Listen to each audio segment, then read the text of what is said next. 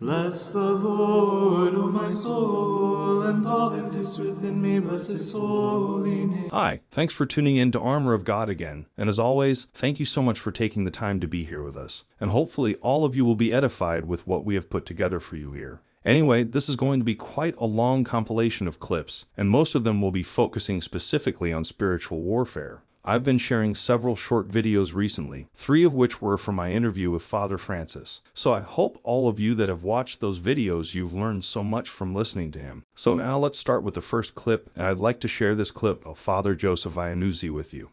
Having assisted Father Gabriel Amorth in Rome for many years and performed hundreds of exorcisms with him before continuing in the States, I can attest that Satan, who tempted Adam and Eve, can never possess the human will in anybody until they go to hell. Once a soul is in hell, it is possessed, intellect, memory, and will by Satan for all eternity.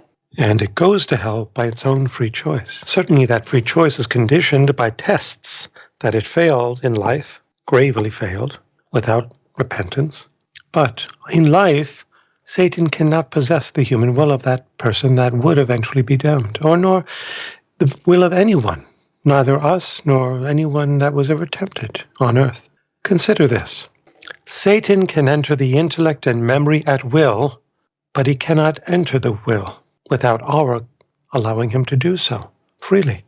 So Satan can produce in the intellect or memory images, bad thoughts that come out of nowhere.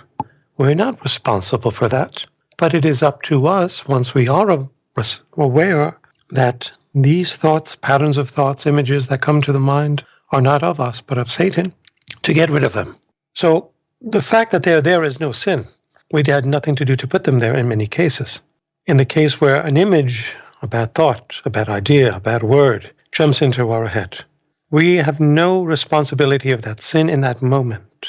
But if we prolong it, indulge in it, then we can sin. So the first thing is to acknowledge that there can be thoughts in our heads, images, patterns of reasoning and words that may not be good in our head, and we are not really necessarily guilty of these if we had nothing to do with them being there. But let us be mindful not to indulge in these. That's how Satan slowly tricks us. However, the will he cannot enter unless we allow him, unlike the intellect and memory. Many cases of depression in the memory is Satan attacking that person, driving them to despair, bringing to mind their uselessness, their failures of the past. And prayer, meditation, counsel are very instrumental in combating Satan's influences in the memory. Now the will, unlike the memory or intellect, which Satan can enter freely, is like a door, which has a handle on the inside. Satan is on the outside and he wants to get in the will. He wants to get into the human will, so what does he do? He cannot open the door because the handle is on the inside. So he will send nuisances, disturbances, like wind, hail, snow, to buffet the door and annoy us. It is not until we go to the door and open it up that Satan can enter. So that's how he works on the will of the afflicted by the demonic. Even the person that is completely possessed, the worst case of diabolical possession, for example, is not possessed in the will. Their will is conditioned, weakened, debilitated because of Satan's buffetings. And therefore, during the exorcism of the possessed, and Hollywood does not portray this, the subject is still free in the will to comply with the exorcist to some extent.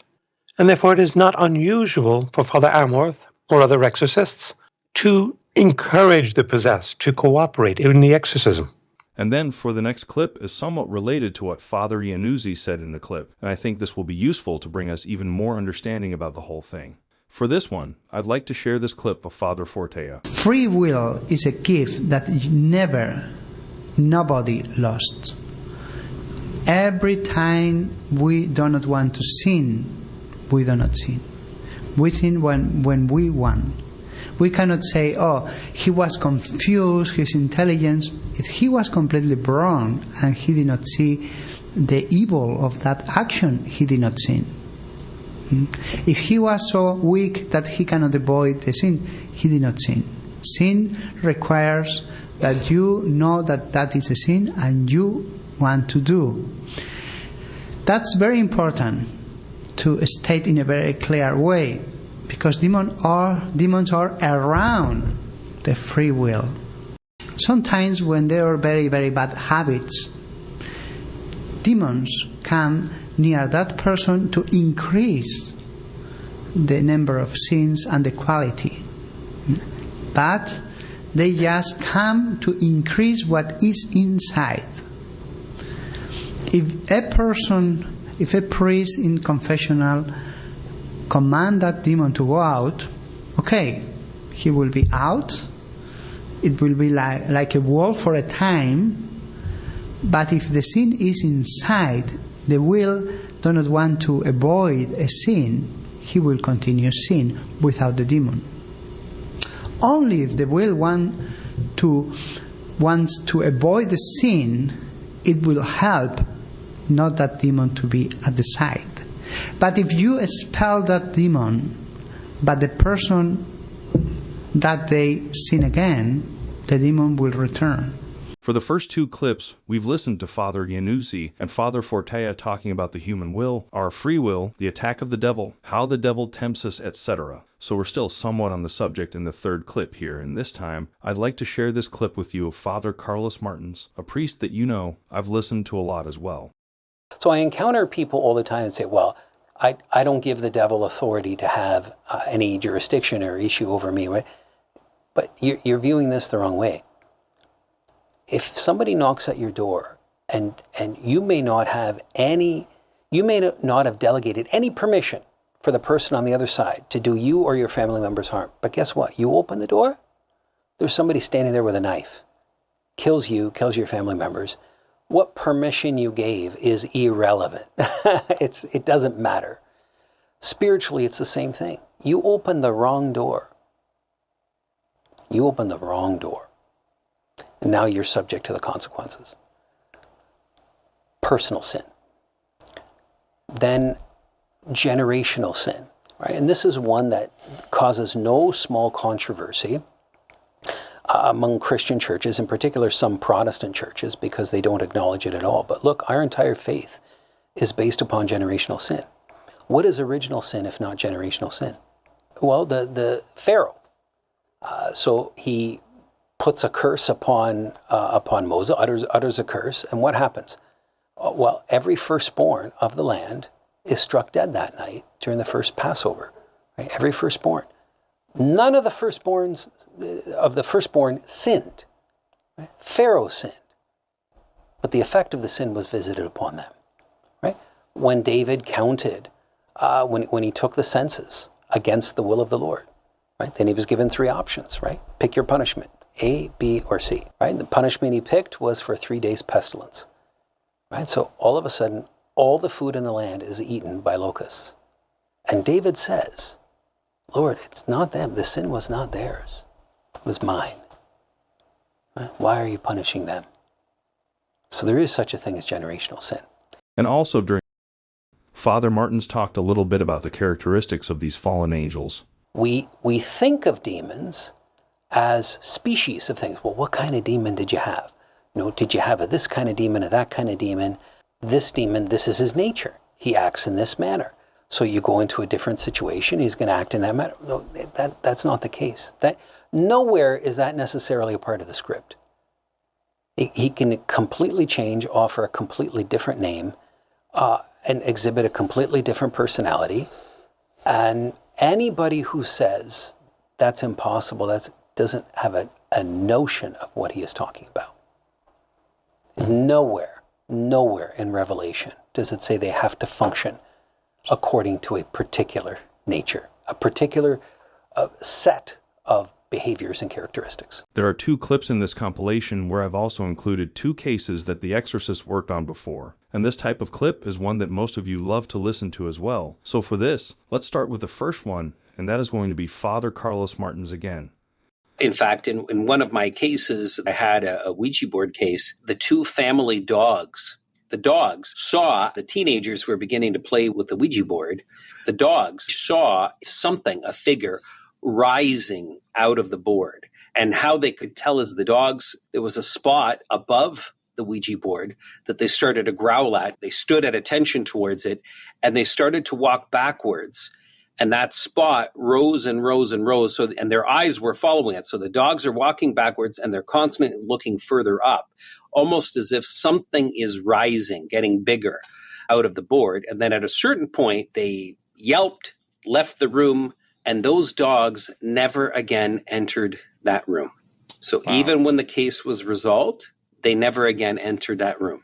It is entirely possible for animals to be possessed. That has a scriptural basis, and it has an empirical basis. We do encounter that. Demons can manipulate animals to do their bidding.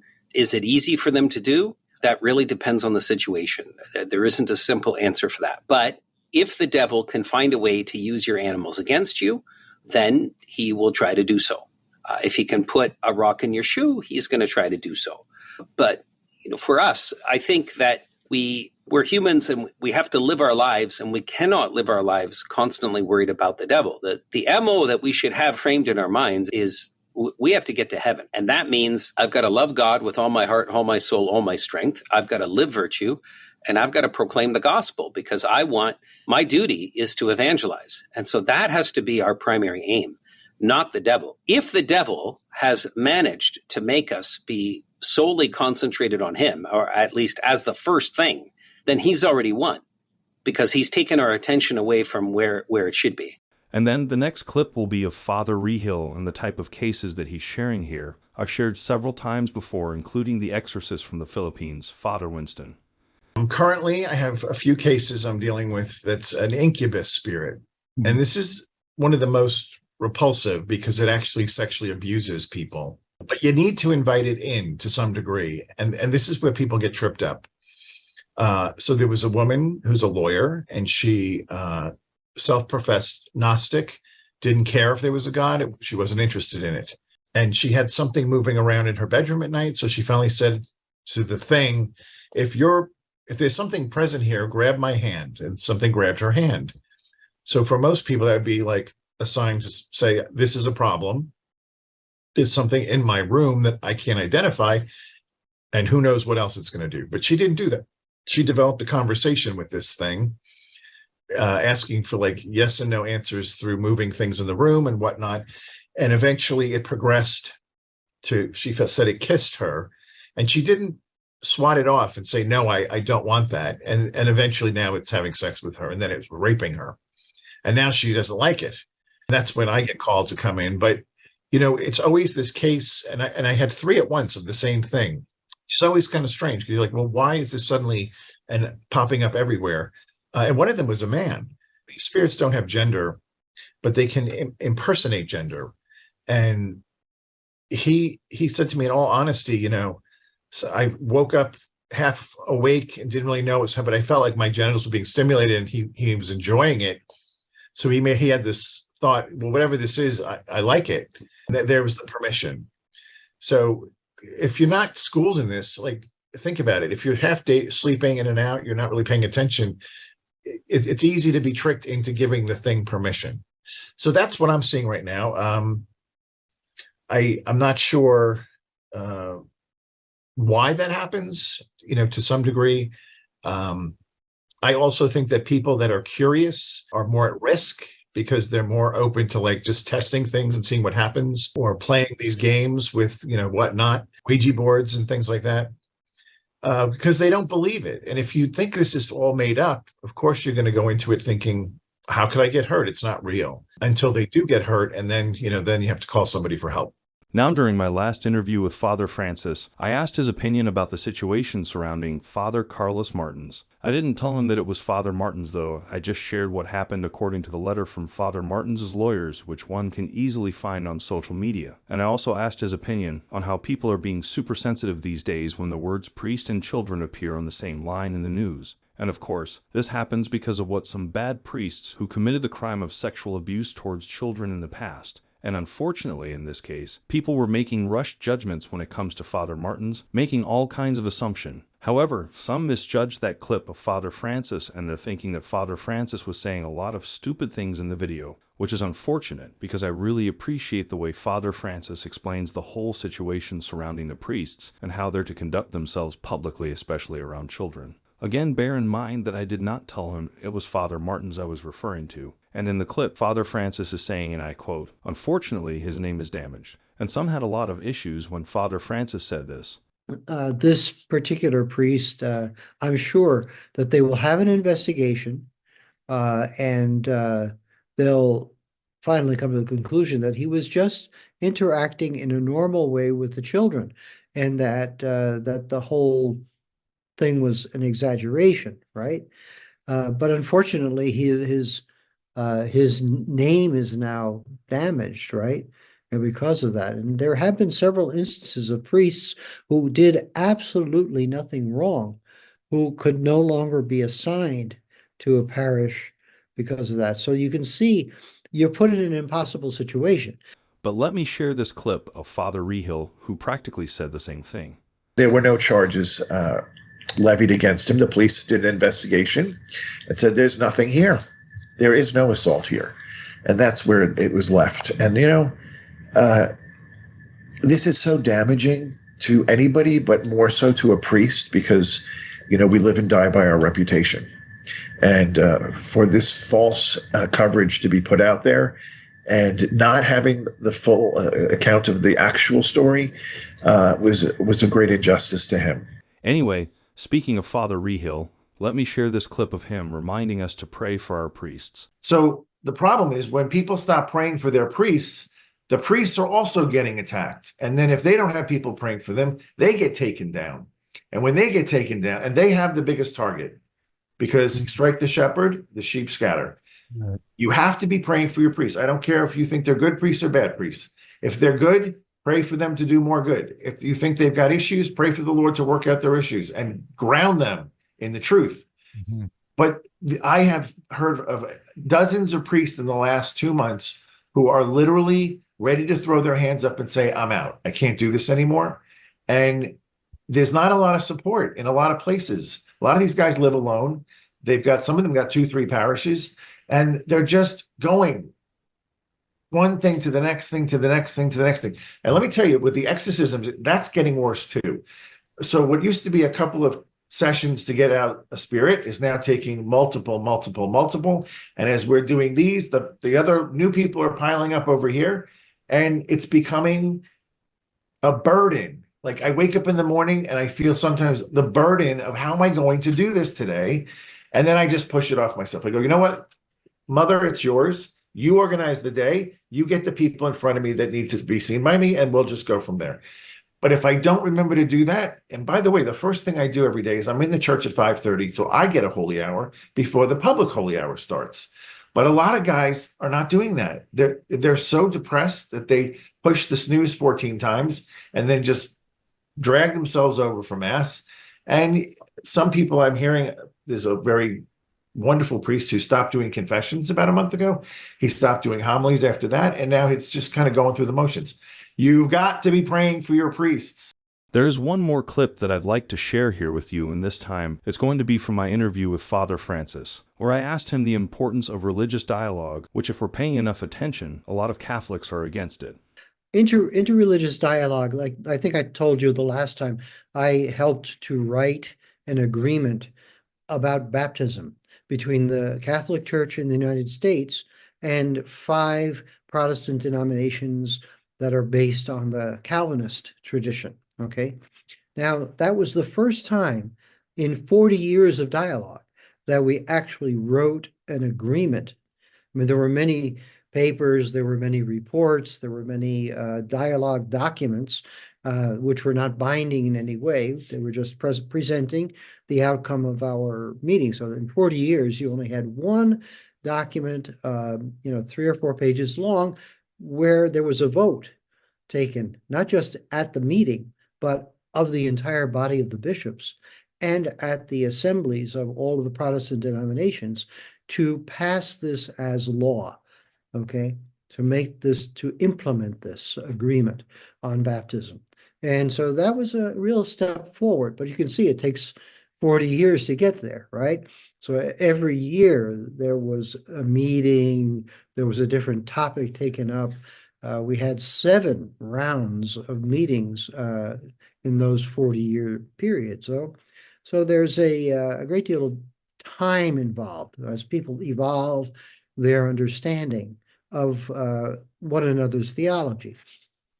You can just imagine that with interreligious dialogue, it's even more difficult because the differences are more profound and go back to completely different ideas about God, about history, about even what it is to be a human being.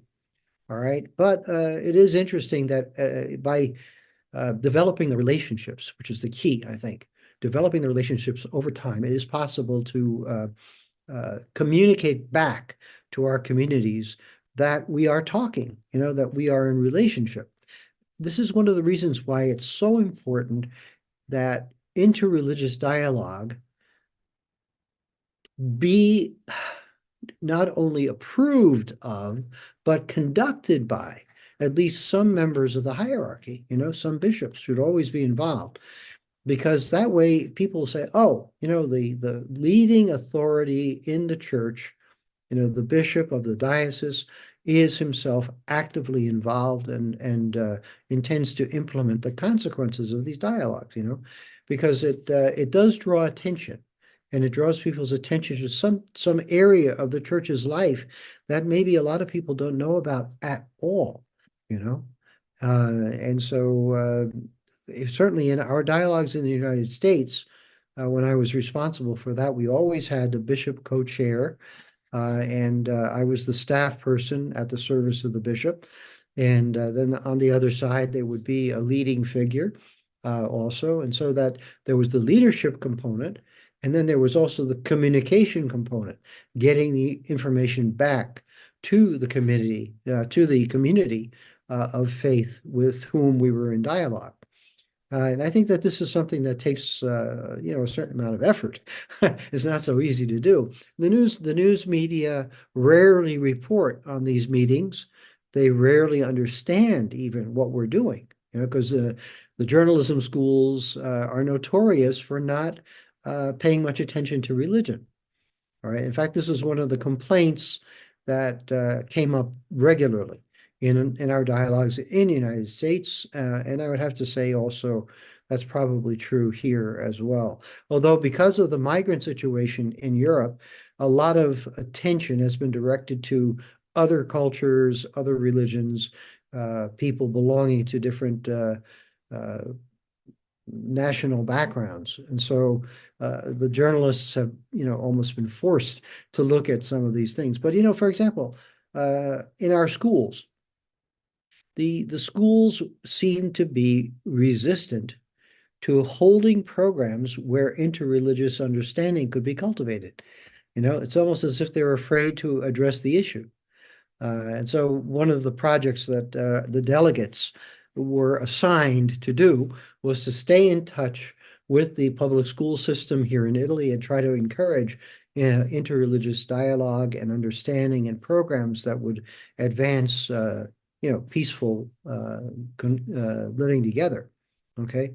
We'd like to share another one from the vision of Blessed Anne Catherine again. I know we shared this before, but still, some may have missed listening to it before. So let's listen to it again. Abraham was a remarkably large child. When, on account of his unusual size, he was of an age to pass for a child born before the prophecy alluded to, his parents took him home. But his precocious wisdom exposed him to danger, so the nurse fled with him and again concealed him a long time in the same cave. Many children of his age were massacred at that time. Abraham tenderly loved his nurse. In after years, in all his journeys, he took her with him on a camel, and she later died at the age of 100 years. Abraham hewed out a tomb for her in the white stone which, like a hill, enclosed the cave in which he was born. The cave became a place of devotion, especially for mothers. Throughout the whole of this history, we discover a mysterious prefiguring of the early persecutions which Mary with the child Jesus had to endure. It was, too, in this same cave that they hid from Herod's soldiers when they sought the child. Abraham was a great astronomer. He understood the properties of things, and the influence of the stars upon birth. He saw all kinds of things in the stars, but he turned all to God. He followed God in all things and served him alone. He imparted his knowledge to others in Chaldea, but he traced all back to God. I saw that in a vision he received from God the order to depart from his own country. God showed him another land, and Abraham next morning, without asking any questions, led forth all his people and departed. I afterward saw him pitching his tent in a region of Palestine, which seemed to me to lie around the place where Nazareth subsequently stood. Abraham himself erected here an oblong altar of stone with a tent over it. Once, when kneeling before the altar, a light descended from heaven upon him. An angel, a messenger from God, appeared, said something to him, and presented to him a shining, transparent gift. The angel spoke with Abraham, and the latter received the mysterious blessing, the holy thing from heaven. He opened his garment and laid it upon his breast. I was told that this was the sacrament of the Old Testament. Abraham, as yet, knew not what it contained. It was hidden from him, as from us is concealed the substance of the most holy sacrament. But it was given to him as a sacred thing, as a pledge of the promised posterity. The angel was exactly of the same kind as the one that announced to the Blessed Virgin the conception of the Messiah. He was also as gentle and tranquil as Gabriel in the execution of his commission, not so hasty and rapid as I see other angels under similar circumstances. I think Abraham always carried the mysterious gift about with him. The angel spoke to him of Melchizedek, who was to celebrate before him the sacrifice which, after the coming of the Messiah, would be accomplished and which should be continued forever. Abraham then took from a casket 5 large bones, which he laid upon the altar in the form of a cross. A light burned before it, and he offered sacrifice. The fire burned like a star, the center white and the rays red. I often saw Melchizedek with Abraham. He appeared to him in the same way as did the angels at different times. Once he commanded him a triple sacrifice of doves and other birds, and he prophesied concerning Sodom and Lot. He told him that he would come to him again to sacrifice bread and wine, and he indicated to him also for what he should pray to God. Abraham was full of reverence before Melchizedek, and he eagerly awaited the promised sacrifice. As a preparation for it, he built a very beautiful altar and surrounded it with an arbor. When about to come for the sacrifice of bread and wine, Melchizedek sent messengers to command Abraham to make his coming known and to announce him as the king of Salem. Abraham went out to meet him. He knelt before him and received his blessing. This took place in a valley southward from the fertile vale that lies toward Gaza. Melchizedek came from the region where Jerusalem afterward stood. He had with him a very nimble animal of a gray color. It had a short, broad neck, and it was laden on both sides. On one was a vessel of wine flat on the side that lay against the beast. On the other was a box containing rows of flat oval loaves, likewise the chalice that I afterward saw used at the Last Supper for the institution of the Blessed Sacrament. It had cups in the shape of little barrels. These vessels were neither of gold nor silver, but transparent as of brownish precious stones.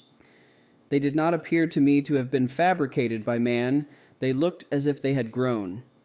The impression made by Melchizedek was similar to that produced by the Lord during his teaching life. He was very tall and slight, remarkably mild and earnest. He wore a long garment so white and shining that it reminded me of the white raiment that surrounded the Lord at his transfiguration. Abraham's white garment was quite dingy compared with it. He wore also a girdle with letters similar to that worn later by the Jewish priests, and like them, his head was covered with a small Gothic mitre during the sacrifice. His hair was shining yellow like long glittering strands of silk, and his countenance was luminous. Upon Melchizedek's arrival, he found the king of Sodom already with Abraham in his tent, and around were numbers of people with animals, sacks, and chests. All were very grave and solemn, full of reverence for Melchizedek, whose presence inspired awe. He stepped to the altar, which was a kind of tabernacle, wherein he placed the chalice. There was also a recess in it, I think, for the sacrifice.